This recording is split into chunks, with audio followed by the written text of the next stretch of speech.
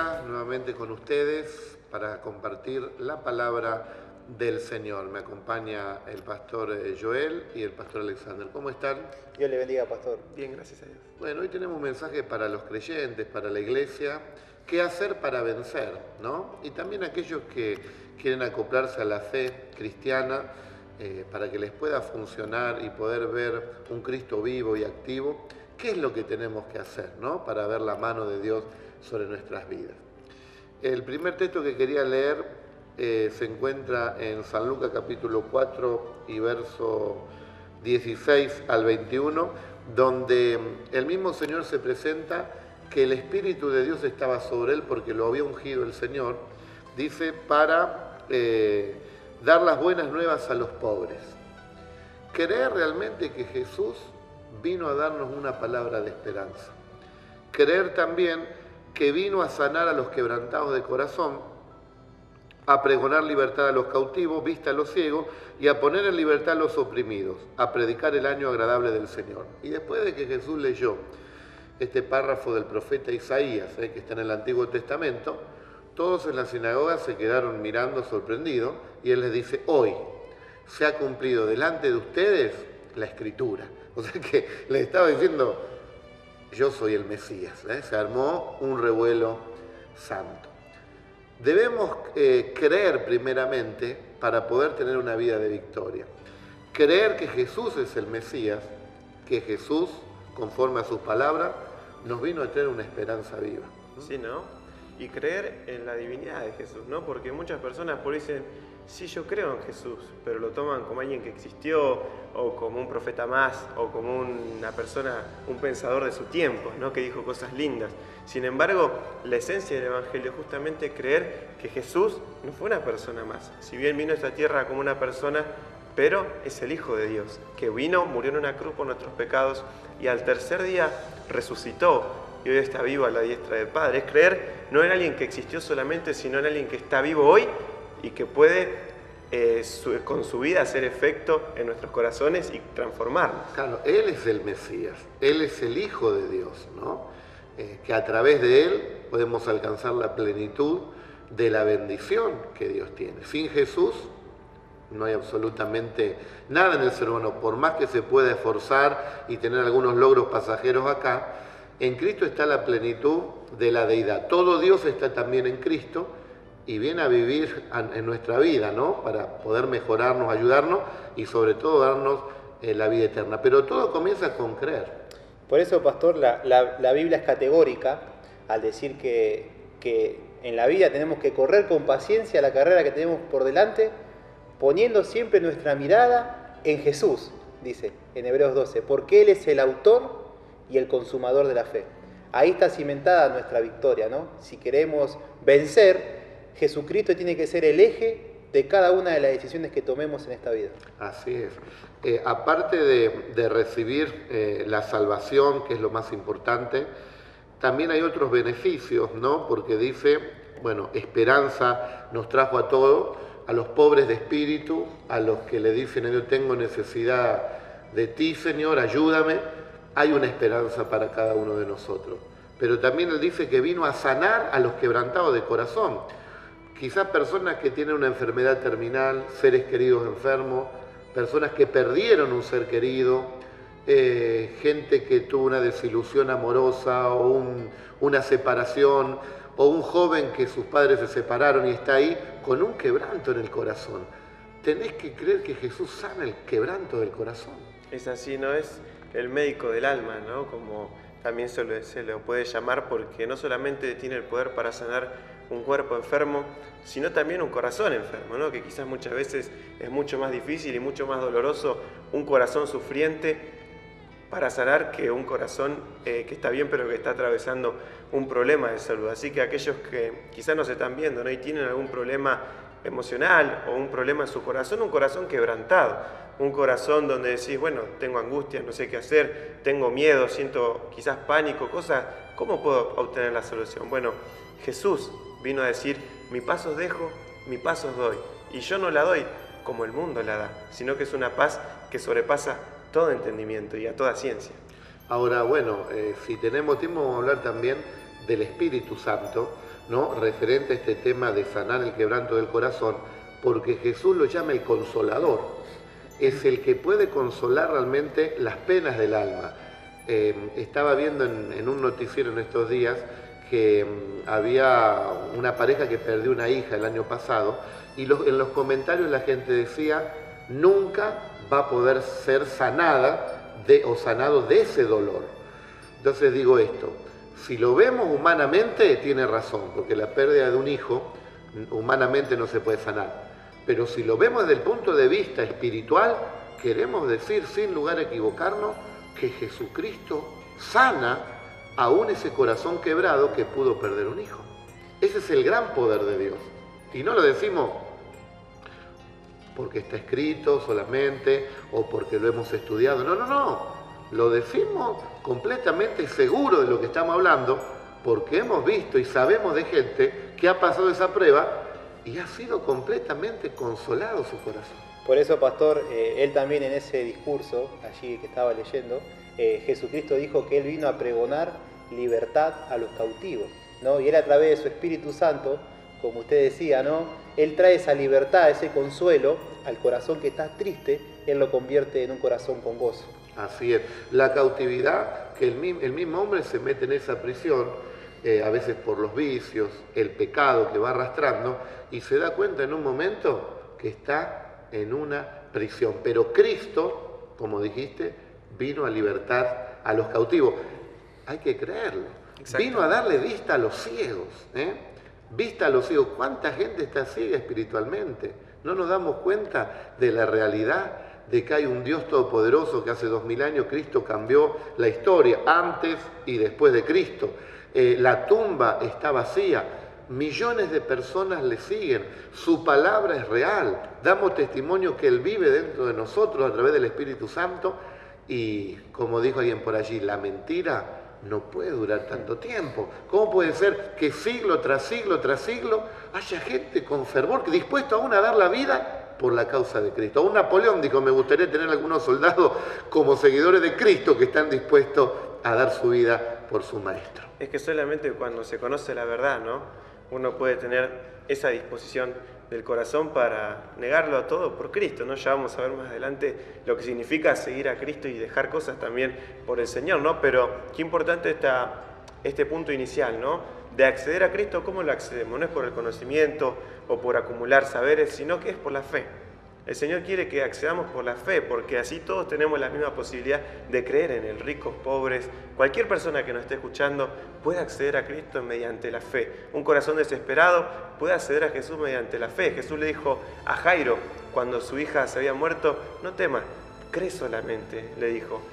Un soldado romano, cuando luego de que se habían escapado los presos y había habido un terremoto... Con Pablo y Silas. Exactamente, allí... El apóstol Pablo, ora al Señor, se produce un terremoto, y luego el soldado romano, anodado, ¿no? Le dice, señores, ¿qué debo hacer para ser salvo? Entonces el apóstol Pablo le dice, cree en el Señor Jesucristo y serás salvo, junto con toda tu casa. O sea que vemos que el inicio para empezar a vivir una vida de victoria, justamente empieza por la fe, por creer en Jesús. Y esa fe viene cuando oímos la palabra de Dios. Hay gente que nos mira ahora y por ahí nunca fue a una iglesia evangélica, nunca leyó la Biblia y es como que comienza a encenderse algo dentro suyo, porque estás oyendo la palabra de Dios. La fe viene cuando oímos la palabra de Dios y ahí es donde Dios actúa para darnos esa fe, porque la fe también viene de Dios. Vos fíjate cómo dijiste, donde estaba Jesús, la gente como Jairo creyó porque Jesús estaba cerca. Mientras nosotros hablamos la palabra, Jesús también está cerca de cada persona que oye y se enciende la fe. Y la palabra dice, pastor, que a Dios le plació salvar a la humanidad por la locura de la predicación, ¿no? Y son palabras muy pero muy profundas, la palabra de Jesús, pero a su vez también se aceptan de una forma sencilla, porque con solamente creer en sus palabras se aviva esa fe en nuestro interior. Después dice que Él también vino a libertar a los que están oprimidos, a la gente que está con culpas, con cargas, con pecado. Cristo vino realmente a hacerlos libres, a perdonarnos cada uno de nuestros pecados. Esto no es un cuento, ni fue historia, es algo que lo podemos vivenciar cada día. Gente que llega cargada, agobiada, y recibe a Cristo y Cristo dijo, liviana y ligera es mi carga. Y cuántos testimonios hay, ¿no? De personas que estaban atadas a vicios, a drogas, a alcohol, estaban totalmente oprimidas por la depresión, pero Jesucristo le dio esa libertad que no se la podía dar el mundo, ¿no? Es que conocer a Cristo, ¿no?, nos lleva a la libertad.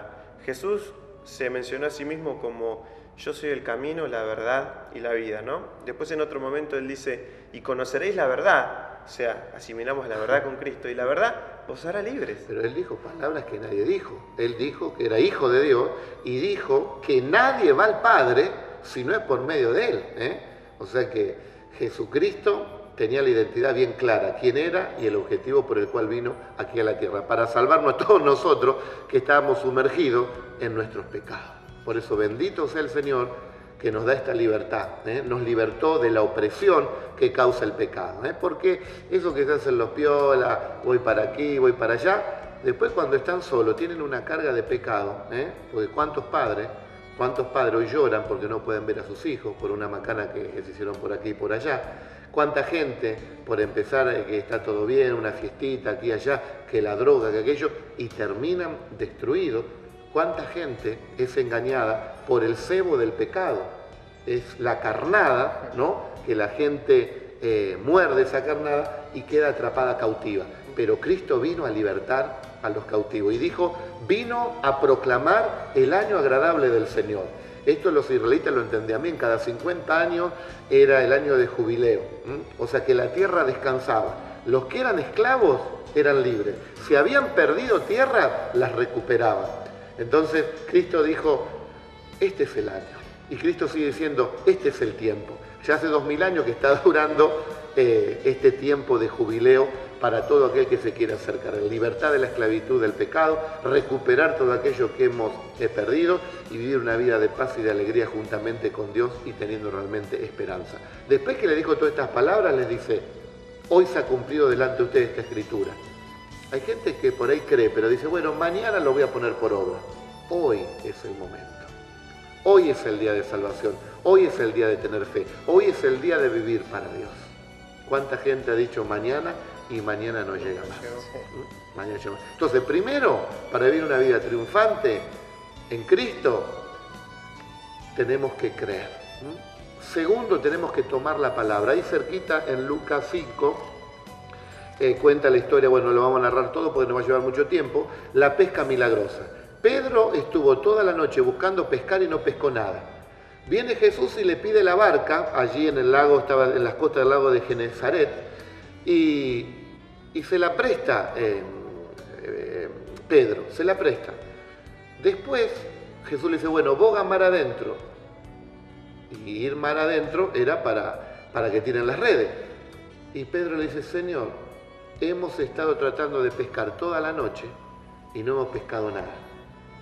Empezó su vanidad, su razonamiento, su capacidad, su fuerza, su experiencia, pero después como que reflexionó. Y oramos para que esté ese toque de reflexión en la gente. Y Pedro dijo, mas en tu nombre, mas en tu palabra, echaré la red. Y cuando le echó, la red se rompía de peces y él sabía que se tenía que pescar de noche, sin embargo estaban pescando de día, y se dio cuenta que era un milagro de parte de Jesús.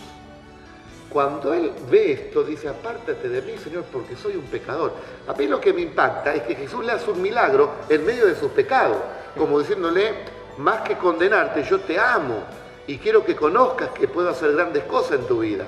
Y lo llevó a Pedro al arrepentimiento, porque dice después, el texto es impresionante, dice, y cuando trajeron a tierra las barcas, ahí viene el otro punto, dejándolo todo, le siguieron. Entonces tenemos que creer en Jesús, tomar su palabra, recibir los milagros que Dios tiene para cada uno de nosotros y seguir a Jesús. ¿Cómo tenemos que seguirlo?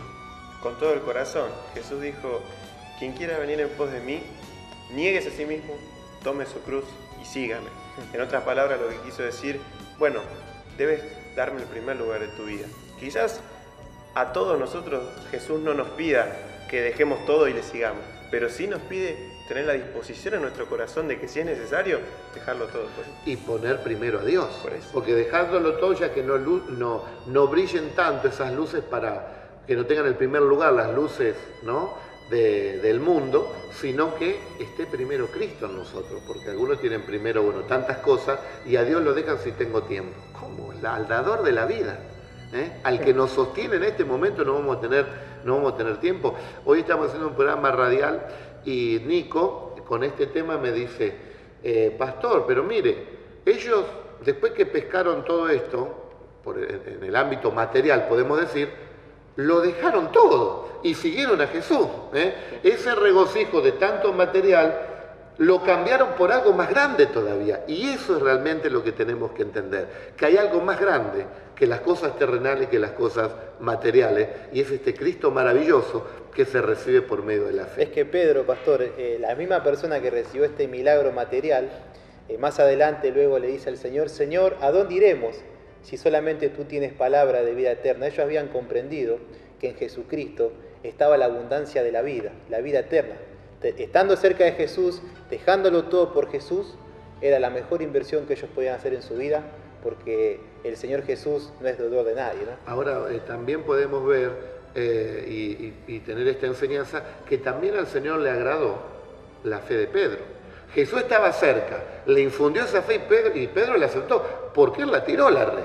Él la tiró a la red, ¿no? Y como decimos siempre, fue el único que se animó a caminar sobre las aguas. Tenía muchos errores.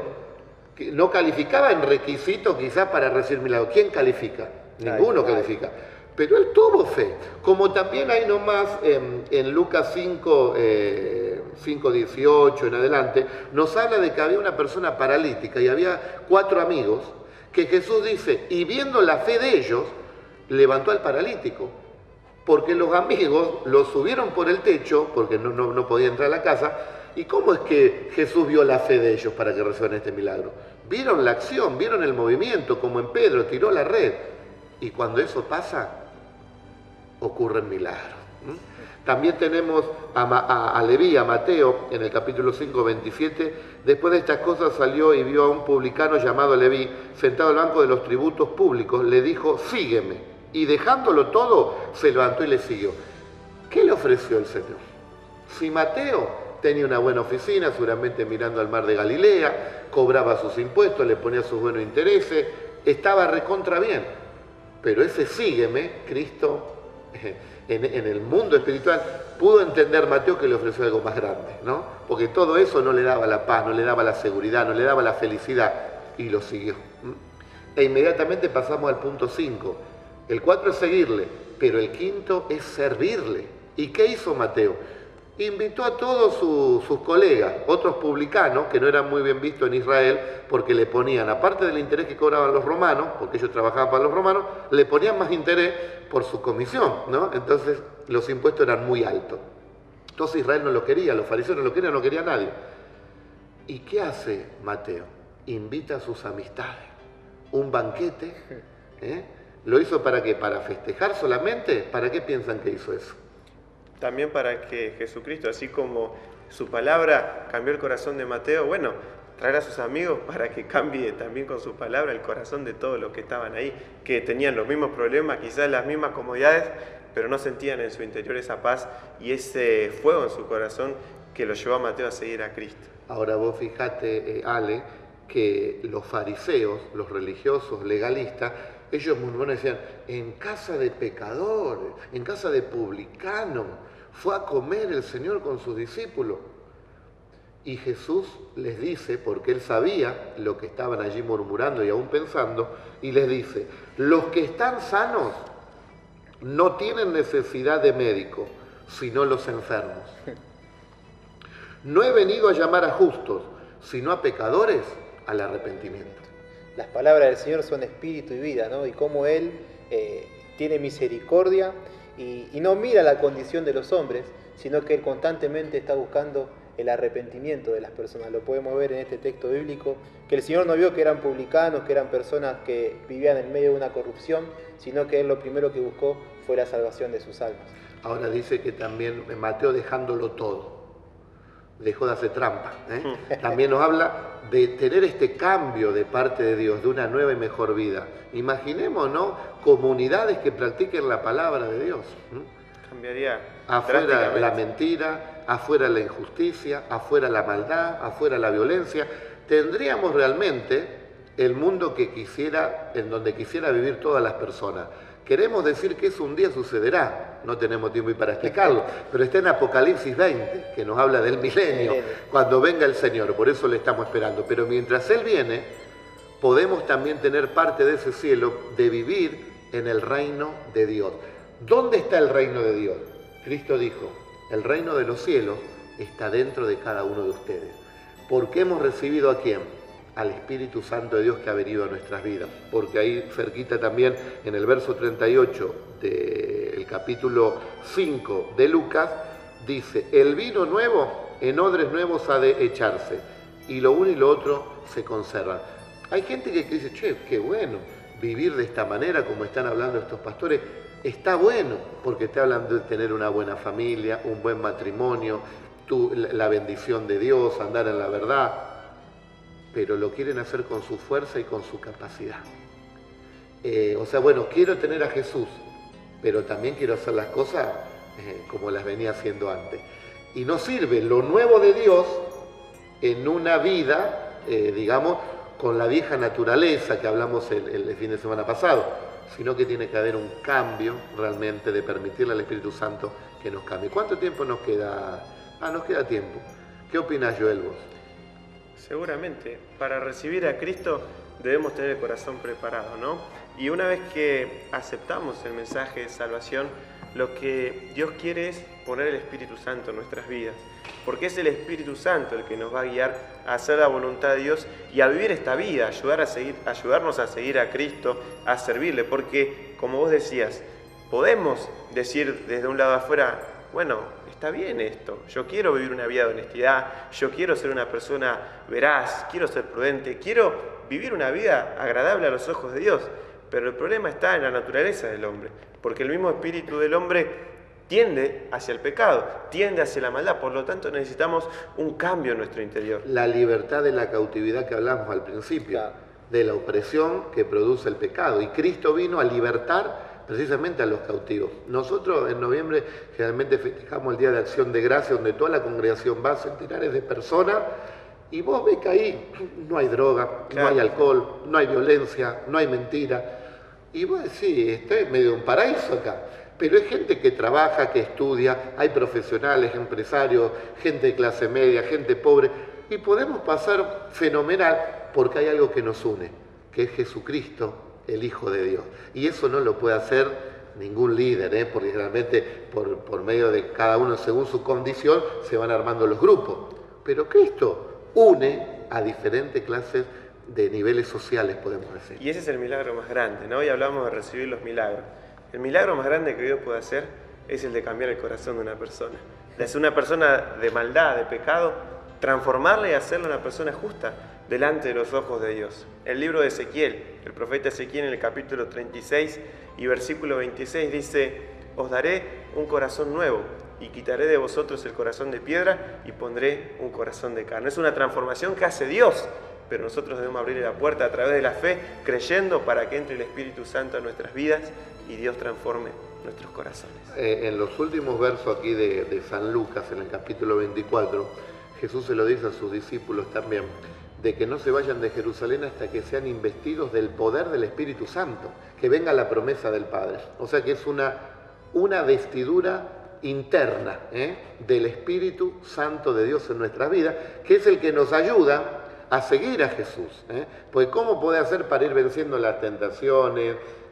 ¿Cómo podés hacer para ir contra la corriente en este tiempo? Solamente con el poder del Espíritu Santo de Dios. Con el poder del Espíritu Santo, pastor. La Biblia dice que el mismo Espíritu que levantó a Jesucristo de los muertos también vivificará nuestros cuerpos mortales. Es una obra exclusiva del Espíritu Santo, en que la persona que antes mentía ahora no mienta, la persona que robaba ya no roba, la que estaba envuelta en drogas y en vicio ahora está libre, ¿no? Porque yo creo que hay un texto bíblico que expresa de alguna manera la persona del Espíritu Santo. Dice la palabra que Dios no nos ha dado espíritu de cobardía, sino espíritu de poder, de amor y de dominio propio. Así es. Ahora vos fíjate, Mateo, no se le nombran distintas clases de vicio, era un empresario, tenía allí su oficina, todo. Sin embargo, él necesitó de Jesús. ¿Cuánta gente tiene su empresa, su negocio, sus cuentas bancarias y hay un vacío? Ese vacío tiene forma de Dios. Y la pieza para que sea lleno ese rompecabezas se llama Jesucristo. Jesucristo, el Hijo de Dios. Y Cristo es para todos y por todos. Y Él vino a salvarnos a todos a través de ese sacrificio glorioso que hizo en la cruz del Calvario. Se nos está terminando el tiempo y queremos orar por tu vida y decirte que cuando viene el Espíritu Santo, viene poder, viene poder a tu vida y las cosas cambian. Comenzás a ser una nueva criatura y tenés fuerzas nuevas y las cosas se ven mucho mejor porque las ves a través de los ojos de Cristo nuestro Señor, que viene a vivir con uno. No es esto algo que uno lo siente porque bueno, fue manipulado o porque es su gestión. Yo me acuerdo de un tío mío hace 25 años me decía, ya se te va a pasar, es su gestión. Pasaron 25 años y Cristo sigue ardiendo en mi corazón. Señor y señora, no es su gestión. Cristo murió y resucitó y vive en el corazón de los que le buscan. Que Dios los bendiga a todos. Todo ojo verá, venga